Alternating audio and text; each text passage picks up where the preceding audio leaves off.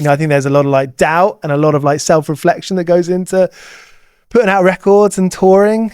And it's like that job of being like, what am I trying to do? Constantly. Yeah. Does that resonate? Do you Absolutely. Like every day, all day. Yeah. Constantly. It's like this little doubt. But dream, doubt, dream. Dream wins at the end of the day for me. But doubt is there all along the way. So I say it's pretty constant that as an artist. Paying rent, I mean, that's the first box you got to tick. It's a big one. Yeah, it's huge.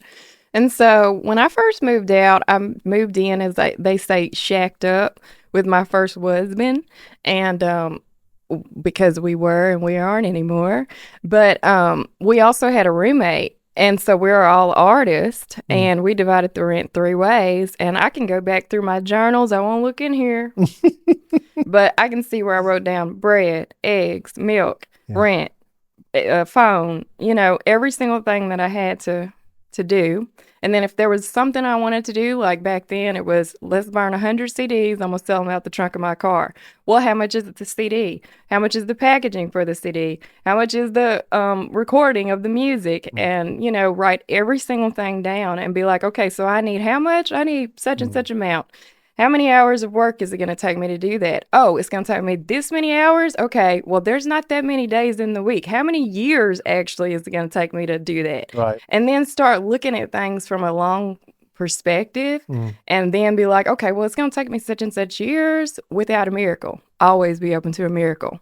So all of that, put all of that into place and then call forth jobs. If you need jobs, call forth jobs, because artists, we need to have funds in order to do what we're doing. And sometimes you kind of got to get the wheel started yourself. And so well, you got to front the money before anyone else does. Or ask for someone to help you, you know. And in my case, I didn't have anybody. So then you just break it down and you be like, okay, well, my job at the coffee shop at the bookstore isn't working. It's not enough. I can almost cover rent. Let me pick up some tables that I'm waiting.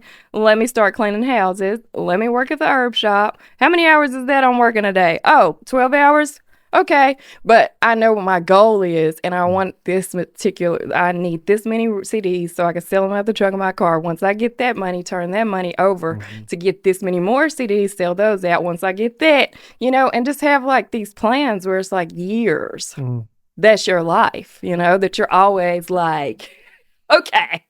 And next. The years that you're trying not to get distracted by that other stuff, because you start working at the pub or you start working at the coffee shop, like that's a life in itself. You make friends there, you start enjoying it maybe, or you know, you see yourself doing that. I mean, I've had jobs that lasted like 3.5 months, but in that moment I was like, this is me, this is what I do. So to try and think of myself to prioritize like playing music, which is also what I was doing at the time, I found that really difficult to kind of split the two and actually remember what I was doing in the first place and why.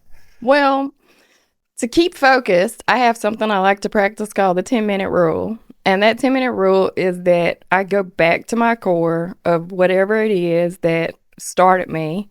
Whether it's like 10 minutes of guitar, 10 minutes of banjo, 10 minutes of dance, 10 minutes of listening to music, just listening, 10 minutes to listen to the world, 10 minutes of yoga, whatever that is. Yes, we have all these other things going on, but whatever you really want to do in your life, if you can't dedicate 10 minutes to it times however many years, 80, 90, 70 years, however many years you live, then maybe you need to be looking at doing something else, you know? That's a good rule.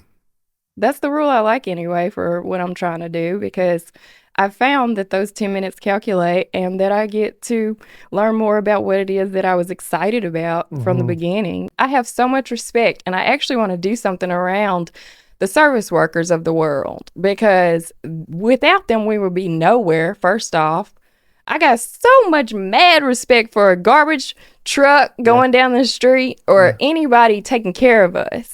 So I am not afraid to be always working on my art, but knowing that if I got to get out there and collect garbage, then I got to collect garbage. The songs come to me. That's just how it is, and that's what I do, you know? I do it no matter whether it looks glamorous or if it doesn't look glamorous, you know? That's the town I'd like to live in. Yeah. The town where people playing tunes at the bar on Friday night, the people doing the Doing the rubbish collection. Right. I They're feel probably the best songs. Yeah, they got good stuff to write about. Furry Lewis swept the streets of Memphis, and he was one of our best artists. 101.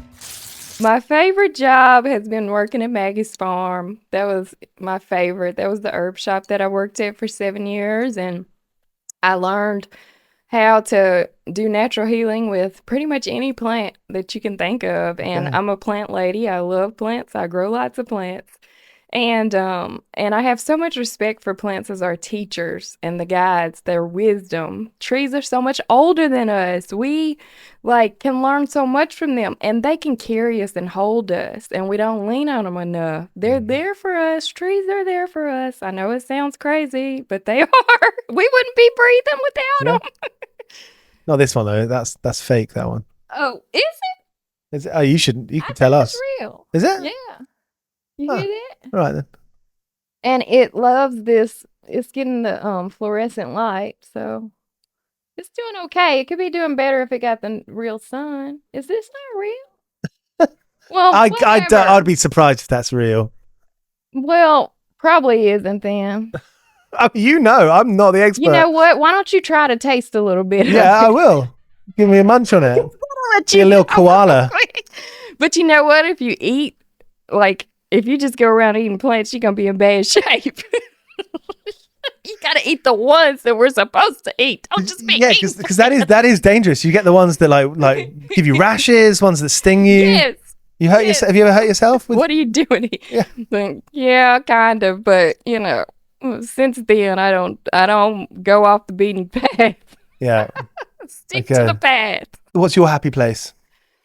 Well, I think my happy place, I have a lot of happy places. Like in different places where I travel, I find trees and I fall in love with them and I go back and visit them. And so I have a tree in New York. I have a tree in Tennessee. I have a tree in Delray Beach. I have trees all over.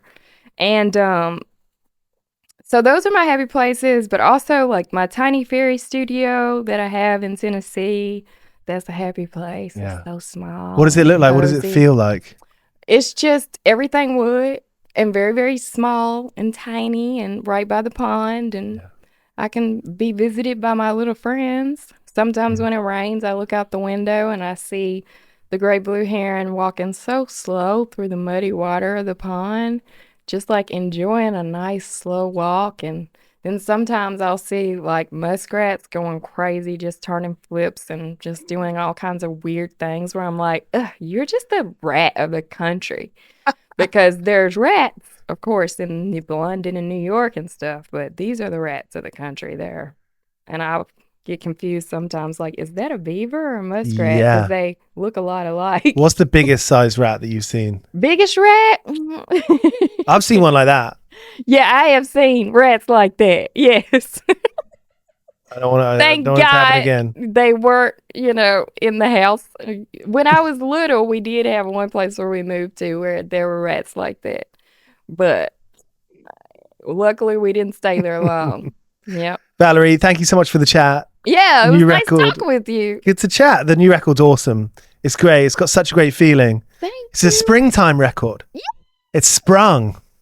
It's springing on Friday. That's what it's going to. Cheers for watching. This is 101 Part-Time Jobs. You can find us on Apple, Spotify, and all podcast apps. We've done interviews with Aurora, Kneecap, Idols, Lauren Maybury of Churches, and loads more. So tap into 101 Part-Time Jobs on Spotify, Apple, and all podcast apps.